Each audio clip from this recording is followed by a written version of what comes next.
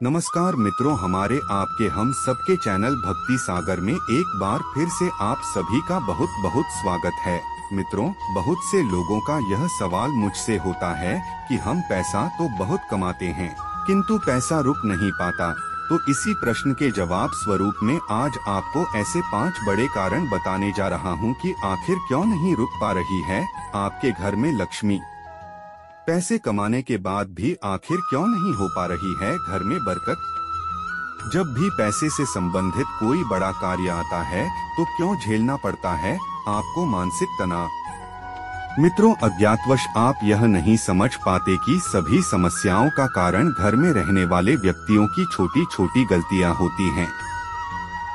अगर इन छोटी छोटी गलतियों पर ध्यान दिया जाए तो विश्वास मानिए निश्चित ही कुछ ही समय में घर में होने लगेगी बरकत। कौन सी हैं वो 5 मुख्य बातें जिन्हें अगर ध्यान दिया जाए तो निश्चित होगी घर में बरकत। इन 5 मुख्य बातों की विस्तृत जानकारी देने से पहले मित्रों आपसे निवेदन करना चाहूँगा, अगर अभी तक आपने हमारे चैनल को सब्सक्राइब नहीं किया है तो हमारे चैनल को सब्सक्राइब कर लीजिए। मित्रों, इसी माध्यम से हम आप तक ऐसी ही रोचक जानकारियां नित्य पहुंचाते रहते हैं। आज के आधुनिक युग में लोगों की जीवन शैली में बहुत बड़ा परिवर्तन आया है, या इसे इस तरह मान लें कि लोगों की जीवन शैली पूर्णतया बदल चुकी है। किंतु इस परिवर्तित जीवन शैली में हम कुछ ऐसी गलतियां कर रहे हैं जिस कारण नहीं मिल पा रहा मां लक्ष्मी का आशीर्वाद। तो आइए जानते हैं वो 5 बातें कौन सी है जिस कारण देखने को मिल रही है यह समस्या। नंबर 1, यह बात तो आप सभी लोग जानते होंगे कि भारतीय संस्कृति में महिलाओं को लक्ष्मी का दर्जा दिया गया है।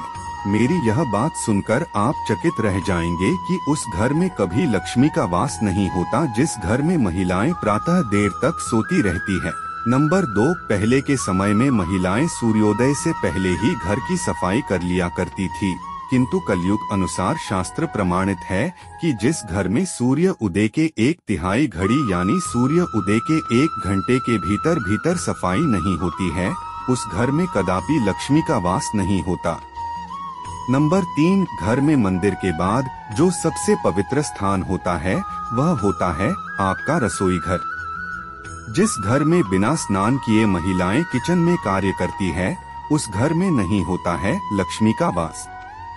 नंबर 4, जिस घर में लोग बेड पर बैठकर खाना खाते हैं उस घर में लक्ष्मी का वास हो ऐसा संभव ही नहीं है, क्योंकि भोजन में साक्षात नारायण का वास बताया गया है जो कि पवित्रता की मूर्ति है, और वही शास्त्रों के अंदर आपके बेड यानी शय्या को अपवित्र स्थान माना जाता है।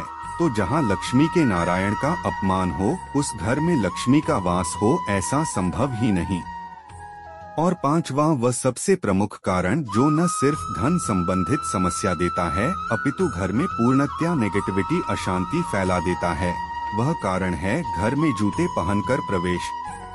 आज के समय में यह चलन सा बन गया है कि जूते चप्पल पहनकर घर में घूमना लोग अपनी शान समझते हैं, जबकि आपको इसके पीछे छुपे कारण के बारे में जानकारी नहीं होती। कई बार आपने भी देखा होगा कि कोई अतिथि आपके घर आता है, वह स्वयं के जूते चप्पल खोल भी रहा होता है, तो आप गर्व से बोलते हैं कि नहीं नहीं रहने दीजिए, हमारे यहाँ सब चलता है। किंतु आप यह नहीं जानते कि आप ऐसा कहकर दरिद्रता, नेगेटिविटी और अशांति को निमंत्रण दे रहे हैं। जूतों को सबसे बड़ी नेगेटिविटी का कारक बताया गया है।